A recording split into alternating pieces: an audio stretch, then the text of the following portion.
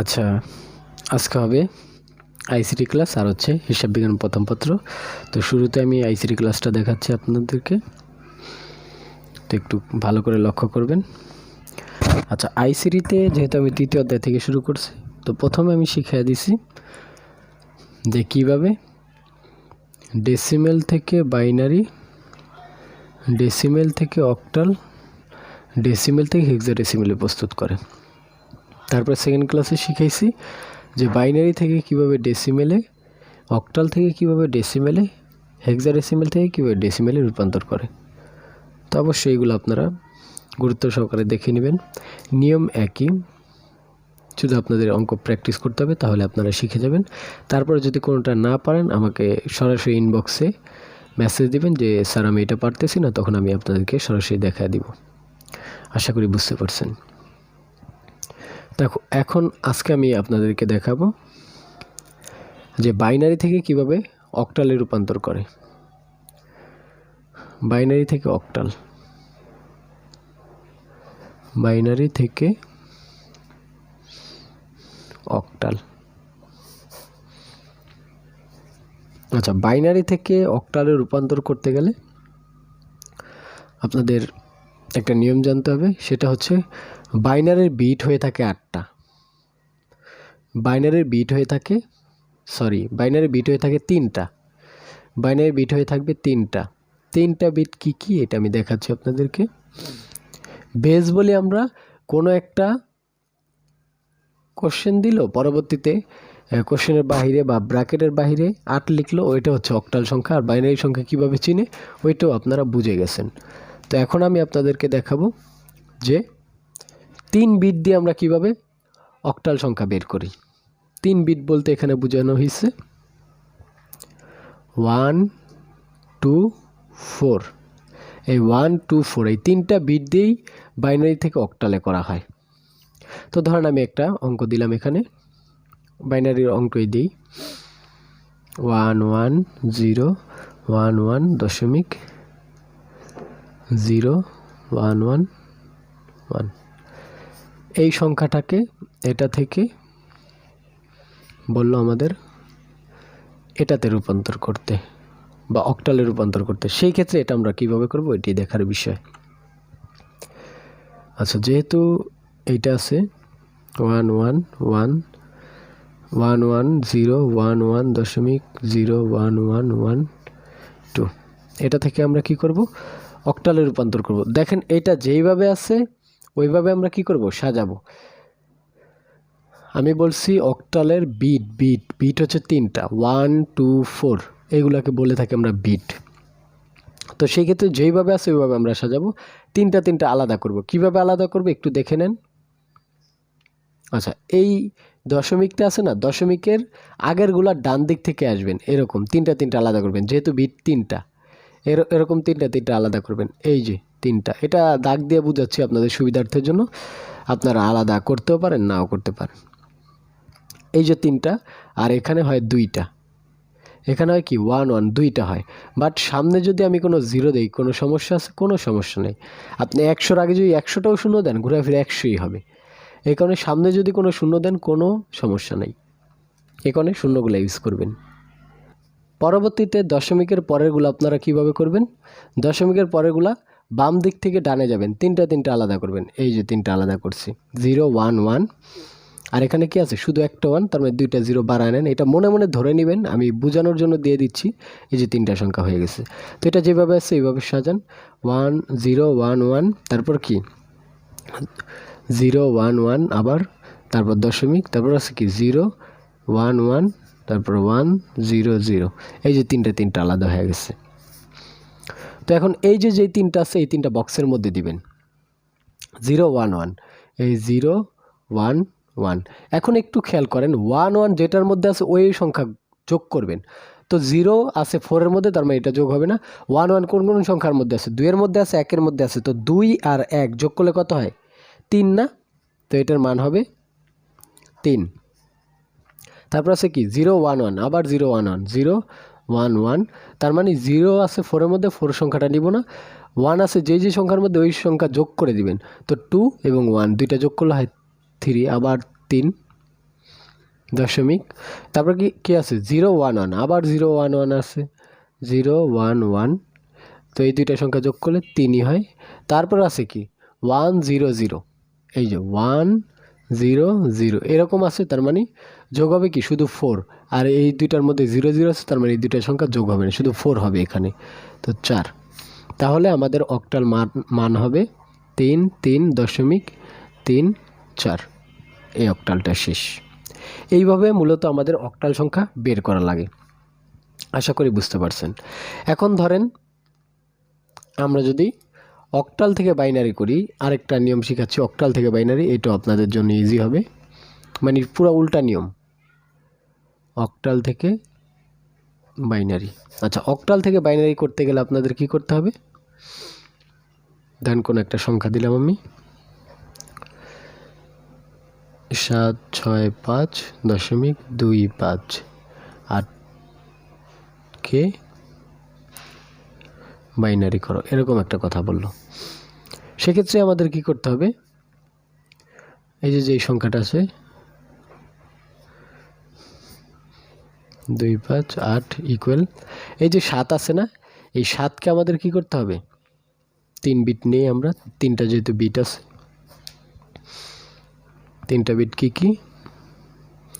1 2 4, octal করতে গেলে বা অক্টাল থেকে বাইনারি করতে গেলে সেম নিয়মই 1 2 4 আছে, তো 7 আছে, 7 আপনারা বানান, এটা আমরা বলছি যেইভাবে আছে বাইনারি সংখ্যা ওইভাবে দেওয়ার পরবর্তীতে 1 1গুলো যোগ করে দিব। এটার ক্ষেত্রে নিয়মটা একটু অন্যরকম, এটার ক্ষেত্রে হচ্ছে 7 আছে, এখন 7 হয় কিভাবে, 7 হয় যেইভাবে, তো এইটার ক্ষেত্রে যেহেতু নিয়ম ছিল 1 থাকলে যোগ হয়, এটার ক্ষেত্রে 1 দিবেন, 7 করতে গেলে যেটা আপনারা যোগ দিবেন ওই সংখ্যার নিচে 1 দিবেন।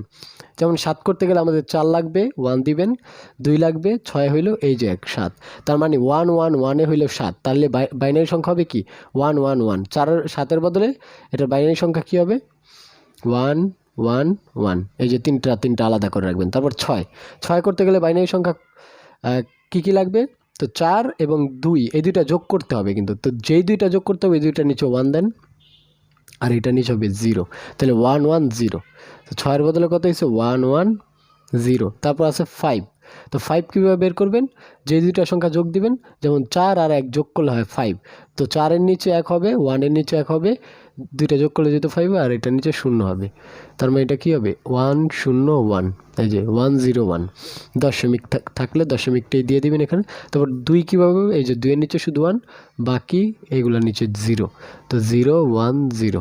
তারপর আছে 5 তো দেখছেনি কীভাবে হয়েছে 4 আর 1, তো এই যে 4 1 আর মাঝখানে 0, তার মানে 1 0 1।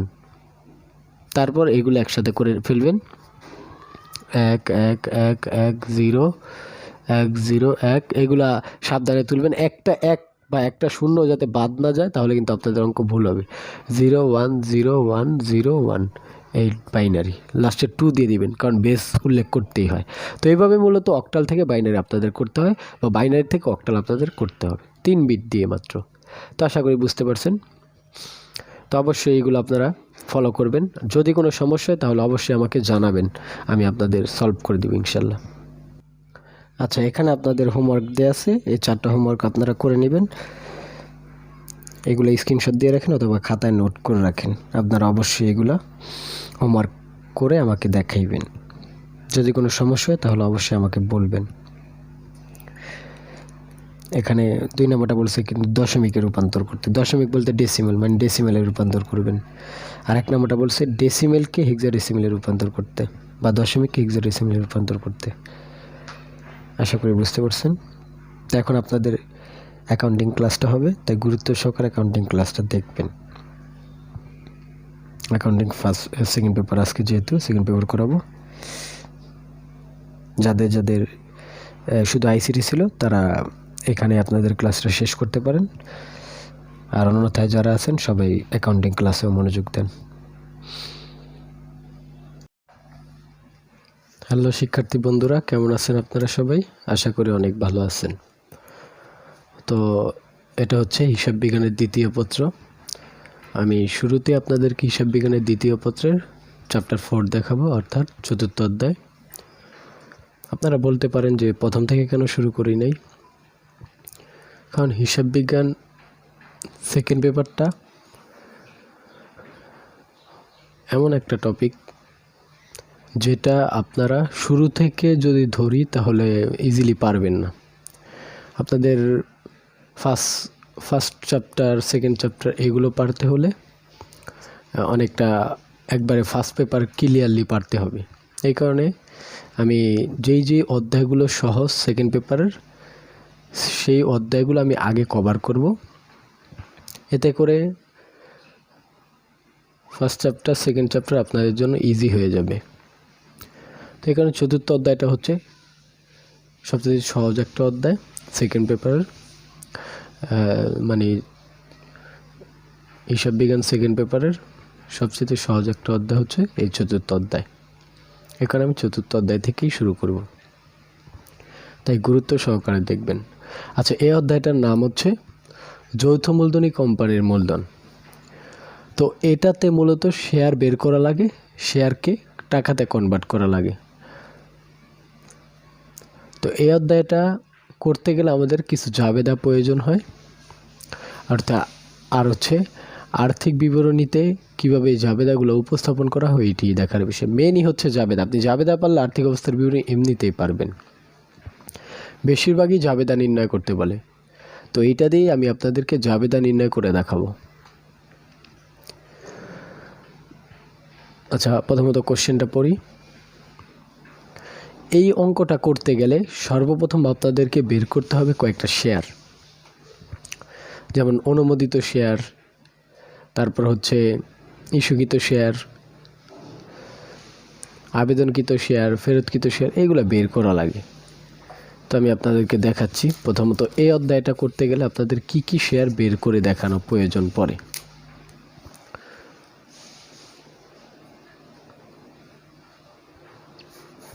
আচ্ছা, এই অধ্যায়টা করতে গেলে সর্বপ্রথম আপনাকে বের করতে হবে অনুমোদিত শেয়ার।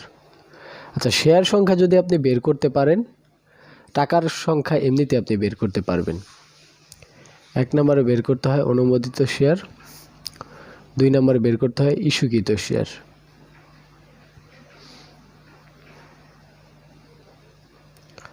3 নম্বরে বের করা লাগে আবেদনকৃত শেয়ার,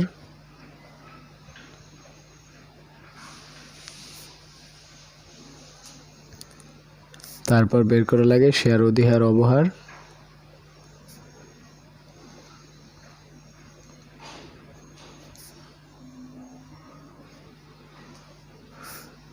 লাস্ট যেটা বের করা লাগে সেটাকে আমরা বলে থাকি ফেরতকৃত শেয়ার।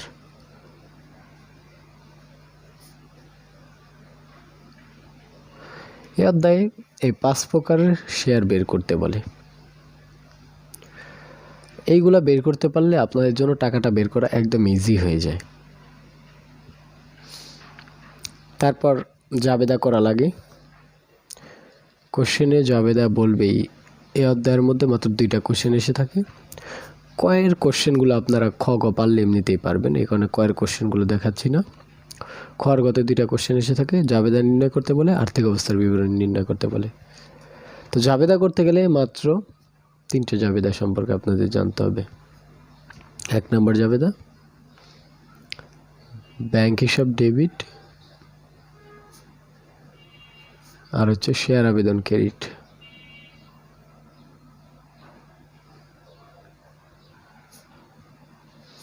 2 নম্বর জাবেদা এই শেয়ার আবেদন এখানে ক্রেডিট হয়েছে, 2 নম্বর জাবেদায় যে শেয়ার আবেদনটা হবে ডেবিট।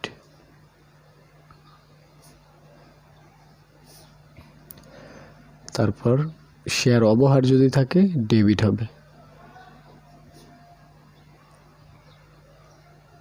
শেয়ার অবহার যদি থাকে ডেবিট হবে। তারপর শেয়ার মূলধনটা ক্রেডিট হয়,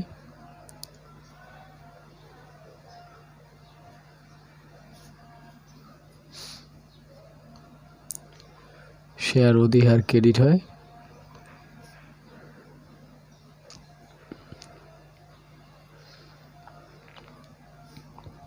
আর যদি ফেরতকৃত শেয়ার বলে সেক্ষেত্রে ব্যাংক হিসাবটা ক্রেডিট হবে।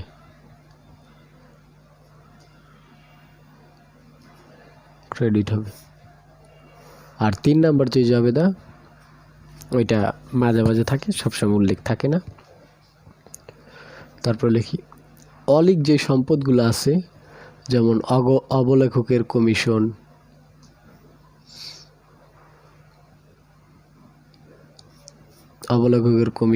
তারপর হচ্ছে প্রাথমিক খরচাবলী বা প্রাথমিক খরচ, দপ্তরি খরচ,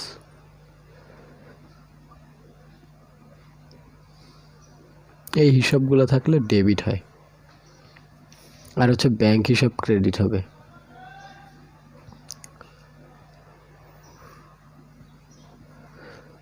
এই তিনটা জাবেদা দিয়েই মূলত জাবেদা করা লাগে। সবসময় ঘোরাফিরে এই তিনটে জাবেদা হয়। ওই যে অ্যাকাউন্টিং ফার্স্ট পেপারের চ্যাপ্টার 8 যেরকম ছিল এরকম এই তিনটা জাবেদা দিয়েই ঘোরাফিরে জাবেদা করা লাগে, শুধু টাকা চেঞ্জ হয়ে জায়গা। ঘোরাফিরে এই তিনটা জাবেদাই দেওয়া লাগে।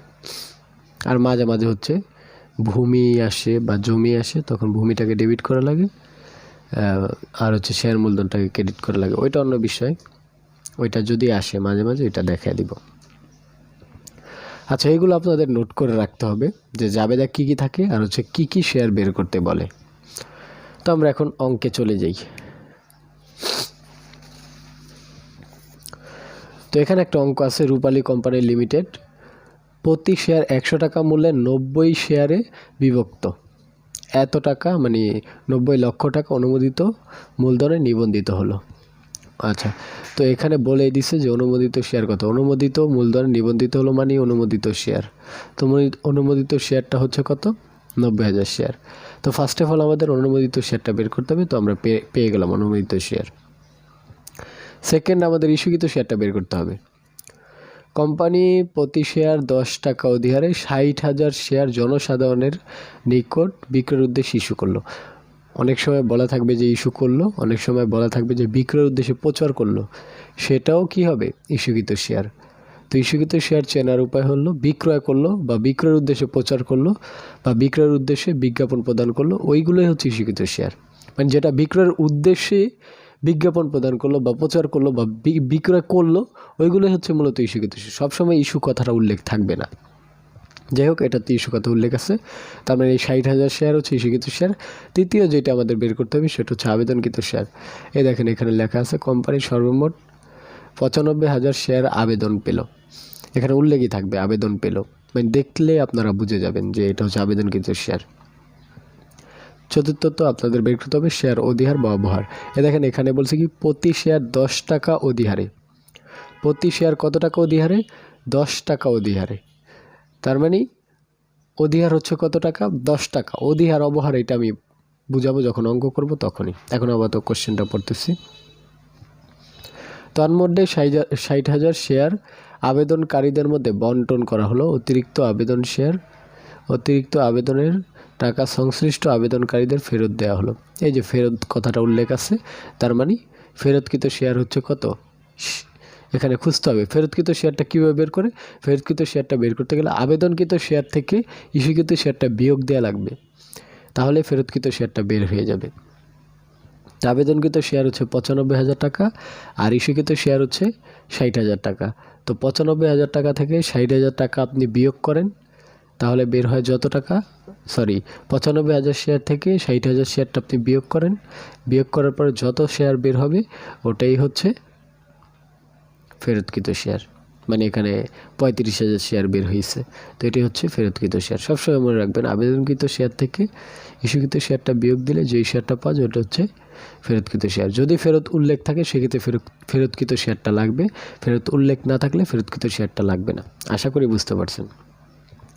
তো এখন আমরা অঙ্ক করি। আমরা প্রথমেই জাবেদা দাখিলা করব, যেহেতু প্রয়োজনীয় জাবেদা নির্ণয় করতে বলছে। অঙ্কটা করতে গেলে অবশ্যই জাবেদাগুলো সাজানো লাগে, তো সেই অনুযায়ী আমরা জাবেদাগুলো সাজাবো।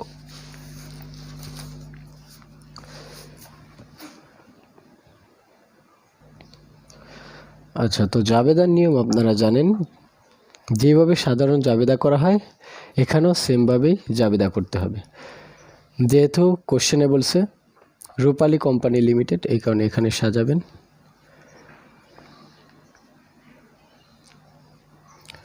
রূপালী কোং লিমিটেড এর সাধারণ জাবেদা।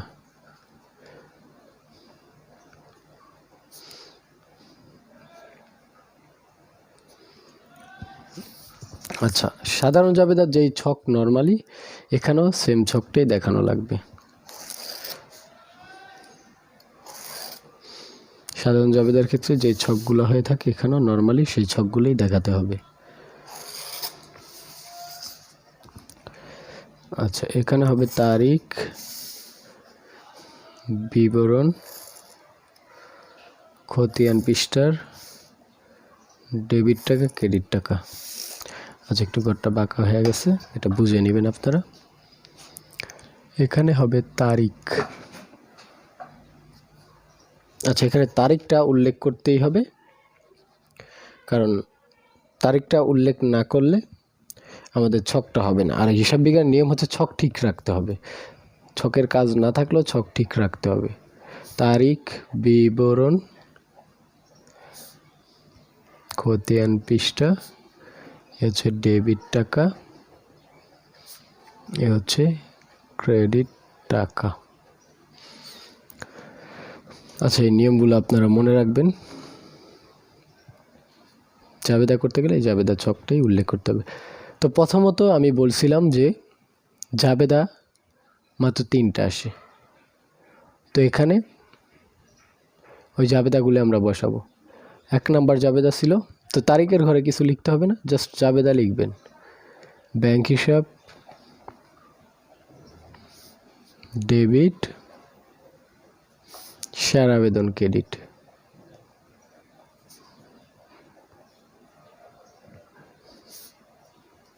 এই ক্রেডিট 1 নাম্বারটা শেষ হলো আমাদের। তো এখানে কোশ্চেনে চলে যাই আমরা। দেখেন কোশ্চেনে এখানে কি বলছে, শেয়ার আবেদন যেহেতু ডেবিট বলছে, ব্যাংক হিসাব যেহেতু ডেবিট, শেয়ার আবেদন ক্রেডিট বলছে, তো আবেদনকৃত শেয়ারটা এখানে হবে। আবেদনকৃত শেয়ার মানে আবেদন পাওয়া গেল কত শেয়ার, 95,000 শেয়ার। এই 95,000 শেয়ার যেহেতু আবেদন পাওয়া গেছে, এটা কিন্তু শেয়ার, বাট আমাদের বের করতে হবে টাকার সংখ্যা। সেক্ষেত্রে টাকার সংখ্যাটা আমরা কিভাবে বের করব? অবশ্যই টাকার সংখ্যাটা বের করতে গেলে আমাদের কি করতে হবে, এই 95,000কে আমরা গুণ দিব। কত দিয়ে গুণ দিব?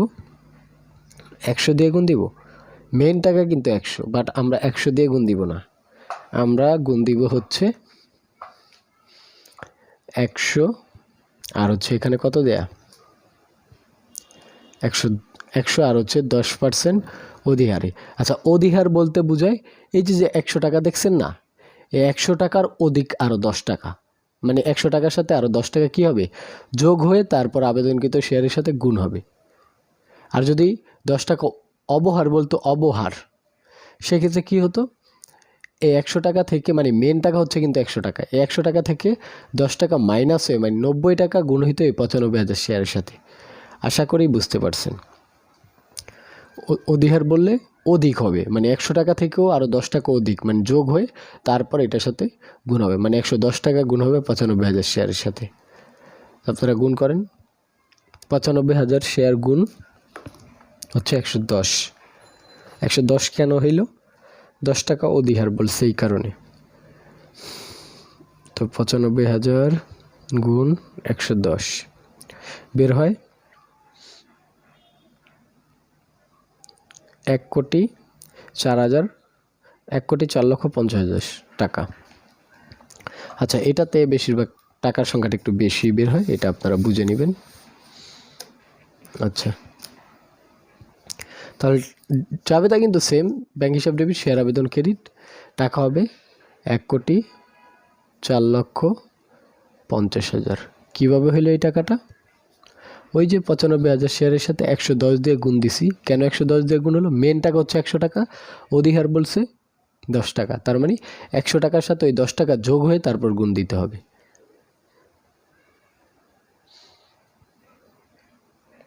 আচ্ছা, তো জাবেদার ক্ষেত্রে জানেন আপনারা যে নিচে কারণ দেয়া লাগে বা ব্যাখ্যা দেয়া লাগে। যদি বলে জাবেদা নির্ণয় করো, সেক্ষেত্রে ব্যাখ্যা দিতেই হয়। আর যদি উল্লেখ থাকে যে ব্যাখ্যার প্রয়োজন হয়, সেক্ষেত্রে ব্যাখ্যা দেয়া লাগে না। তো এখানে উল্লেখ করতে পারেন যে 110 টাকা মূল্যে, যেহেতু 110 দিয়ে গুণ দিচ্ছেন, 110 টাকা মূল্যে কত শেয়ার আবেদন পেলেন? 95,000 শেয়ার আবেদন। 95,000 শেয়ার আবেদন, এতটুকু উল্লেখ করলেই চলবে। তারপরে এটা এতটুকু দাগ টেনে দিবেন শুধু বিবরণের ঘরটাতে। আচ্ছা, আমাদের দ্বিতীয় যে জাবেদা, ওই জাবেদা এখানে উল্লেখ করতে হবে। দ্বিতীয় জাবেদাটা ছিল এই যে শেয়ার আবেদনটা ক্রেডিট হয়েছিল, এটা আবার ডেবিট হয়ে যাবে দ্বিতীয় জাবেদায় এসে। শেয়ার আবেদন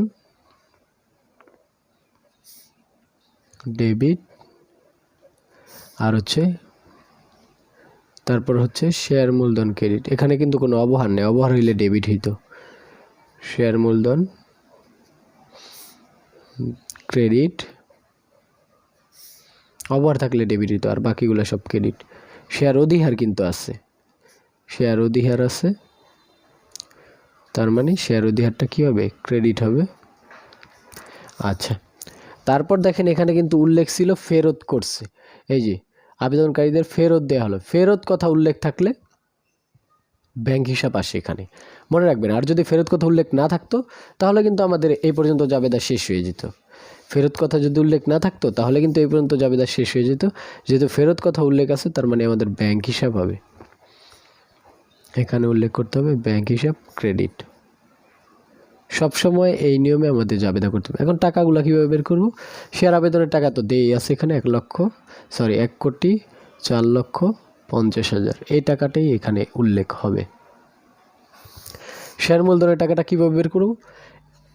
ইস্যুকৃত শেয়ারটা খুঁজেন। ইস্যুকৃত শেয়ারটা হচ্ছে এখানে 60,000 শেয়ার। এই ইস্যুকৃত শেয়ারের সাথে 100 দিয়ে গুণ হবে। ইস্যুকৃত শেয়ারের সাথে 100 দিয়ে গুণ হবে, নট 110। 110 দিয়ে গুণ হবে একমাত্র আবেদন পেলে, একমাত্র আবেদন পেলে আর ফেরত পেলে, এই দুইটা ক্ষেত্রে 110 দিয়ে গুণ হবে। মানে শেয়ার অধিহার অবহারের কাজ হবে শুধুমাত্র আবেদন পেলে আর হচ্ছে ফেরত করলে।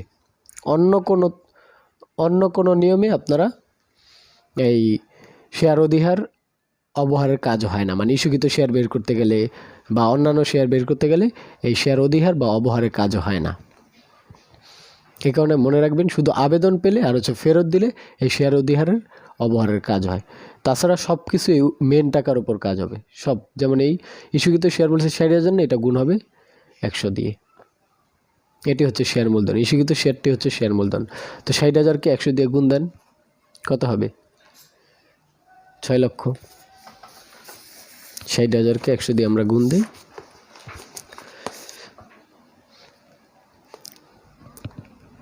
60,000 গুণ 60,000 গুণ 100। আচ্ছা, এখানে বেরিয়েছে 60 লক্ষ টাকা। ক্রেডিট যেহেতু, ক্রেডিট পাশে এই 60 লক্ষ টাকা। তারপর বলছে কি শেয়ার অধিহার ক্রেডিট। শেয়ার অধিহারের টাকাটা কিভাবে বের করব? অধিহার তো বুঝতেই পারছেন, অধিহার বলছে 10 টাকা। এই যে অধিহার বলছে কত টাকা ধরে? 10 টাকা করে অধিহার। তাহলে এই 60,000কে গুণ দেন 10 দিয়ে। অধিহারে 60,000 শেয়ার জনসাধারণের নিকট কী করে? বিলি করে অধিহারে। যেহেতু 10 টাকা দরে অধিহারে 60,000 শেয়ার কী করে? ইস্যু করলো, তার মানে 10 গুণ 60,000। অধিহার ছিল 10, এই কারণে। অবহার যদি থাকতো সেই ক্ষেত্রে অবহারটা ডেবিট করতাম, এরকম 10 দিয়ে গুণ দিতাম 60,000কে। ইস্যুকৃত শেয়ারের সাথে এই টাকাটা শুধু গুণ হবে। এখন কিন্তু আর 100 টাকার কাজ নেই, কারণ অধিহার যত টাকা বলবে, 2 টাকা বললে 2 দিয়েই গুণ হইতো, 8 টাকা বললে 8 দিয়ে গুণ হইতো, 5 টাকা বললে 5 দিয়ে গুণ হইতো। যেহেতু 10 টাকা বলছে অধিহার, এখানে 10 দিয়ে 60,000-এর সাথে গুণ হবে। তো 10 দিয়ে 60,000-এর সাথে গুণ দিলে হয় 6 লক্ষ টাকা। তো শেয়ার অধিহার ক্রেডিট 6 লক্ষ টাকা। তারপর বলছে ব্যাংক হিসাব ক্রেডিট। কেন ব্যাংক হিসাব ক্রেডিট হয়েছে? আমি শুরুতেই বলছিলাম যে ফেরত আছে, ফেরত উল্লেখ থাকলে ব্যাংক হিসাবটা আসবে, ফেরত উল্লেখ না থাকলে শেয়ার অধিহার পর্যন্ত জাবেদা শেষ। তো ফেরতকৃত শেয়ারটা কীভাবে বের করে? আমি বলছিলাম যে আবেদনকৃত শেয়ার থেকে ইস্যুকৃত শেয়ারটা বিয়োগ করতে হবে। তো আবেদনকৃত শেয়ার ছিল 95,000 টাকা, 95,000 শেয়ার, আর ইস্যুকৃত শেয়ার হচ্ছে 60,000 শেয়ার। তো 95 থেকে 60,000 শেয়ার আপনারা বিয়োগ করেন, 35,000 শেয়ার হয়। তো আমি বলছিলাম যে শেয়ার অধিহার অবহারের কাজ হবে আবেদনকৃত শেয়ারের সাথে আর ফেরতকৃত শেয়ারের সাথে। কারণ যত করে আপনি আবেদন পাইছেন তত করে আপনাকে ফেরত দিতে হবে। আবেদন পাইছেন কিন্তু 110 টাকা করে, কারণ এই অধিহারটা এটার সাথে যোগ হয়েছে, মেন টাকার সাথে যোগ হয়ে তারপর কিন্তু এটার সাথে ইনটু হয়েছে। তো এই ফেরতকৃত শেয়ারটাও কী হবে? 110 দিয়েই গুণ হয়ে ফেরত দিতে হবে। তো 35,000 গুণ 110। এই দুইটাই শুধু শেয়ার অধিহার অবহারের কাজ হয়, তাছাড়া সবগুলা কিন্তু 100 দিয়ে গুণ হবে, খেয়াল রাখবেন। এটা হয় 38,50,000 টাকা, ব্যাংক হিসাব 38,50,000 টাকা। 35,000-এর সাথে আমরা 110 দিয়ে গুণ দিছি, 38,50,000 টাকা। এটা কিন্তু টাকায় কনভার্ট করলাম। তখন আপনারা এইগুলা যোগ করেন, যোগ করে দেখবেন যে রেজাল্ট আসে 1,04,50,000 টাকা। তো এইটি হচ্ছে আমাদের জাবেদা। তো এখানে কারণ এইভাবে লিখতে পারেন, শেয়ার অধিহার